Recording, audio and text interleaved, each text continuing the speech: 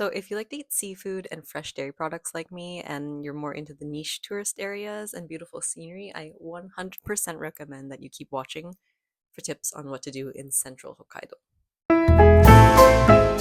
First of all, I have to say we've been to northern Hokkaido before, my husband and I, and we had a great time eating seafood in all of the more basic places like Otaru, Sapporo, seeing the zoo in Asahikawa. So we've basically done like the major spots, and this time we wanted to check out more like central slash southern Hokkaido. Mostly because we love, the fresh food from Hokkaido, like seafood and cheese or other dairy products, and the really untouched scenery.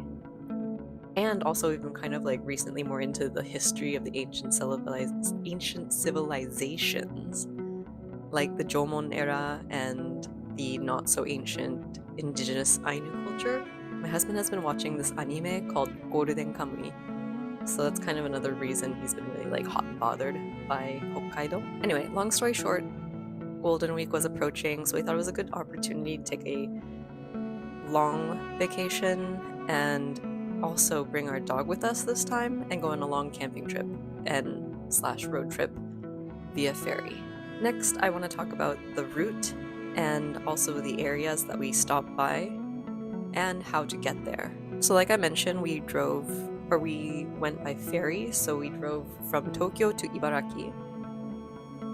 And from Ibaraki, we took the ferry to the Hokkaido city called Tomakomai, and it's a port city. And from there was like a lake that's pretty famous called Lake Shikotsu, and it's about an hour drive, and we stayed there for 2 nights. Then we headed from Shikotsu to Hakodate via the Shiraoi route, which is kind of like going south and then kind of to the left. Then we spent 2 nights near Hakodate, or actually in Hakodate, doing more touristy things while still camping.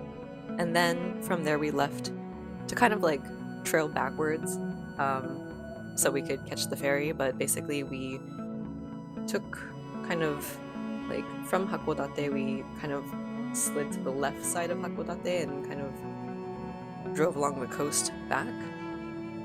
So we stopped by the Jomon ruins and then went to Lake Toya, which used to be like some sort of G8 summit or something. And we also stopped by Onuma. And then when we finally reached Lake Toya, we spent 1 night in a ryokan onsen. And it was quite a drive. So getting from Tomakomai to Hakodate was like roughly 4 hours, like driving straight with no stops.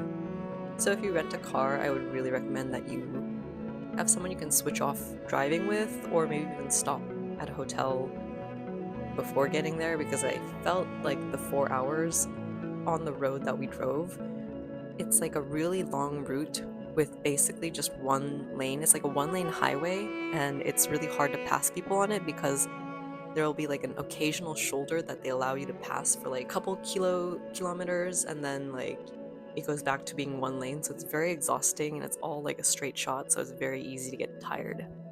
Anyway, that's that.